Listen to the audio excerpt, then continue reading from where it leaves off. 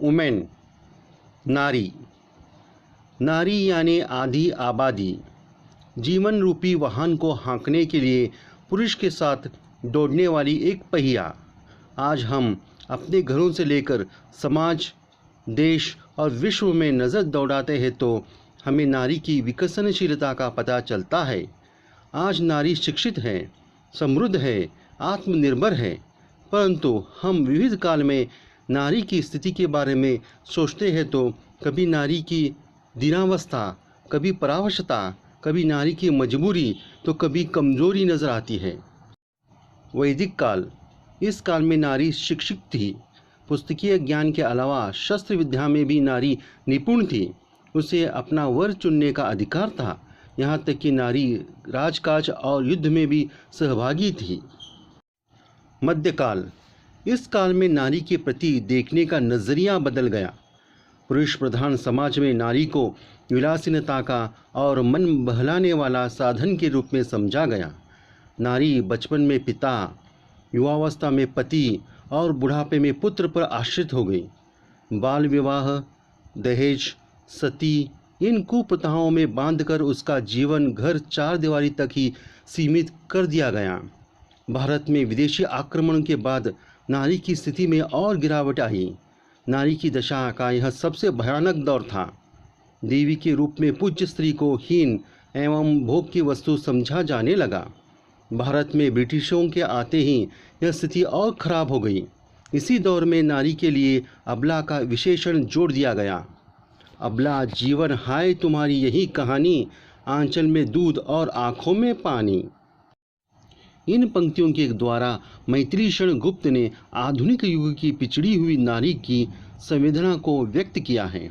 इसके बावजूद अनेक नारियों ने संघर्ष करते हुए राजनीति, साहित्य, शिक्षा और धर्म के क्षेत्र में विशिष्ट योगदान देकर सम्मान पाया।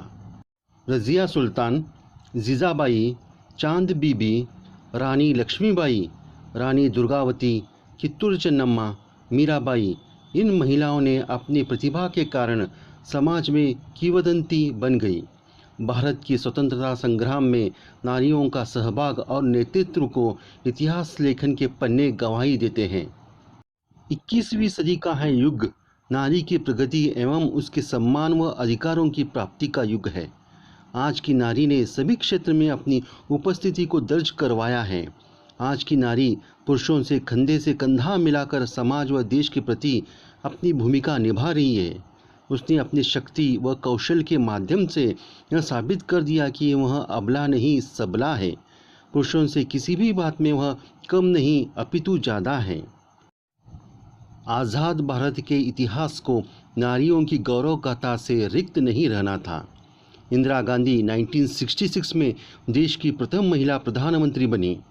सुचिता कृपलानी यूपी की मुख्यमंत्री। किरण बेदी प्रथम महिला IPS। बचेंद्री पाल एवरेस्ट पर प्रथम भारतीय महिला। मदर टेरेसा को नोबेल पुरस्कार। फातिमा बीबी प्रथम महिला जज सुप्रीम कोर्ट। मेघा पाटकर सामाजिक कार्यकर्ती जैसी अनेक नारियों ने अपनी बुद्धिमत्ता एवं क्षमता का परिचय दिया है। स्वतंत्रता की रजत जयंती के बाद का समय विकास का समय साबित हुआ। देश में कंप्यूटर तथा अन्य टेक्नोलॉजी के विकास, टीवी युग का शिरकाव, आधारभूत संरचना के साथ बड़े बड़े उद्योगों की स्थापना हुई। इन उद्योगों में स्त्रियों का सहभाग भी था। बॉलीवुड, फैशन और मनोरंजन की दुनिया में क्रांतिकारी परिवर्तन आया। इन क्षेत्रों में स्त्रियों की उपस्थिति जैसी अनिवार्य हो गई। वह दिन दूर नहीं जब भारत के नर और नारी समान रूप से उन्नति के पथ पर साथ साथ चलेंगे। बिना नारी के विकास के यह समाज अधूरा है। जैसे पत्नी पति की अर्धांगिनी है, ठीक इसी प्रकार नारी समाज का अर्धांग है। यदि पुरुष शिव है तो नारी शक्ति, यदि पुरुष पौरुषमय है तो नारी लक्ष्मी है। किसी भी दृष्टि से वह पुरुष से कम नहीं है।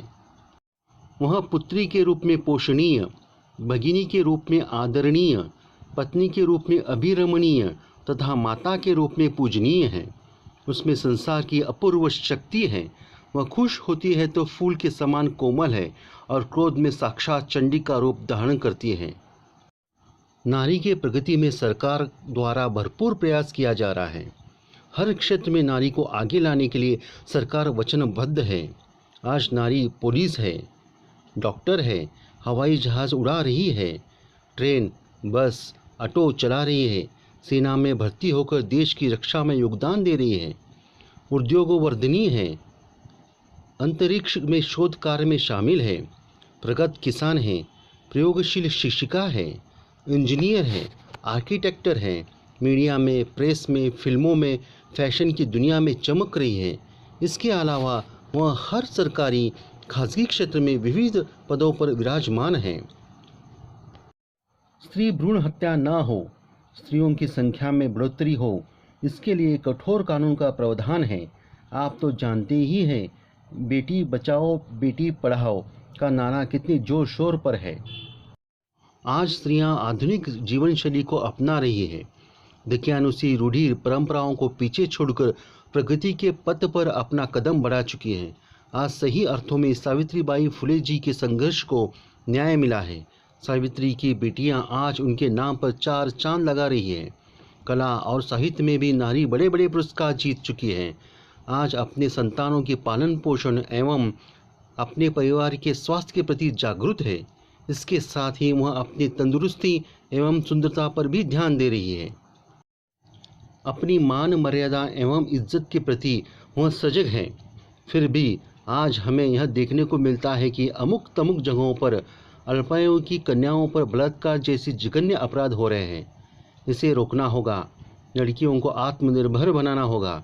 स्वरक्षा के लिए उन्हें वह हर शिक्षा का प्रशिक्षण देना होगा जिससे वह ऐसे दुष्ट प्रवृत्तियों का नाश कर सके। हर नारी को इतना मजबूत बनाना होगा कि वह स्वयं के साथ साथ दूसरों की भी रक्षा कर सके। जब एक नारी शिक्षित एवं मजबूत होगी तो उसका परिवार शिक्षित एवं मजबूत होगा। इसका अर्थ समाज और देश मजबूत एवं साक्षर होगा।